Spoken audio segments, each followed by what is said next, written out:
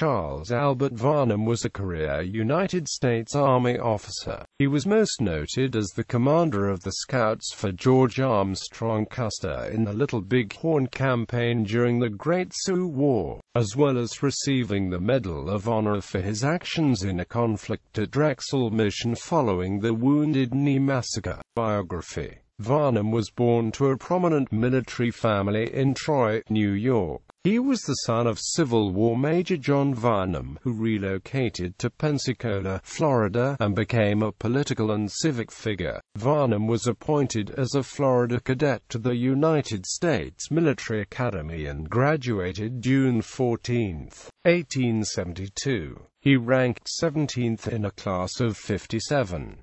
Given the brevet rank of second lieutenant, he went to the Dakota Territory of the American West to join Company A of the U.S. 7th Cavalry Regiment. He was involved in a number of expeditions and excursions of the regiment, including the Yellowstone Expedition and Black Hills Expedition. He and the regiment were stationed at Fort Abraham Lincoln. With the eruption of the latest round of the Sioux Wars in 1876, Varnum accompanied the 7th Cavalry as it proceeded overland from Fort Lincoln to the Yellowstone River and then to the mouth of the Rosebud. Varnum was in charge of the Scouts, who were civilians, Army personnel, Crow Indians, and Arikari Indians. His duty was to delegate scouting missions and coordinate the resulting reports. During the Little Bighorn expedition, Varnum and the Scouts in his unit discovered the location of a huge Indian village with hundreds of lodges. They brought Custer up to a prominent point known as the Crow's Nest to show him the enormousness of the encampment, but Custer could not spot what his scouts were seeing.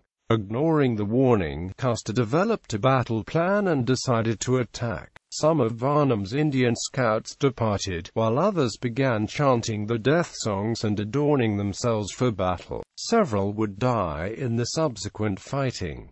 Varnum accompanied the troops of Marcus Reno and Frederick Benton and survived the battle. Varnum served as regimental quartermaster from November 1876 through October 1879.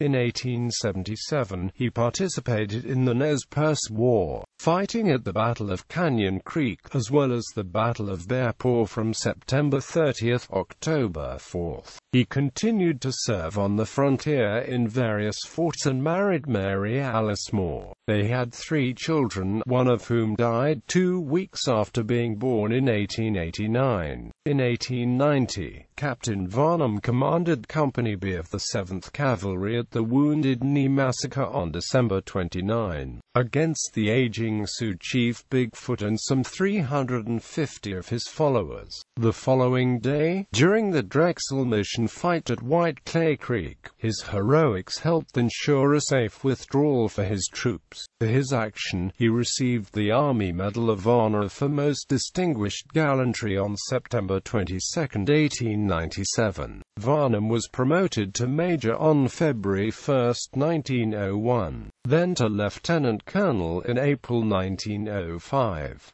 He sailed under orders for the Philippines from San Francisco in September 1905. Varnum was retired from the regular Army for disability on October 31, 1907, continued serving with Idaho militia troops for another year. After leaving active service, he was a professor of military science at the University of Maine, and from 1912, he served as a recruiting officer in the reserves.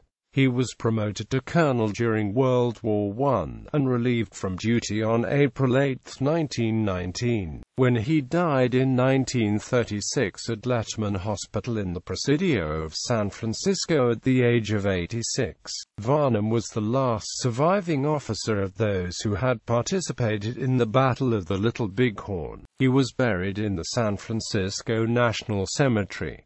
Medal of Honor Citation. Rank and Organization: Captain, Company B, 7th U.S. Cavalry. Place and date: at White Clay Creek, S.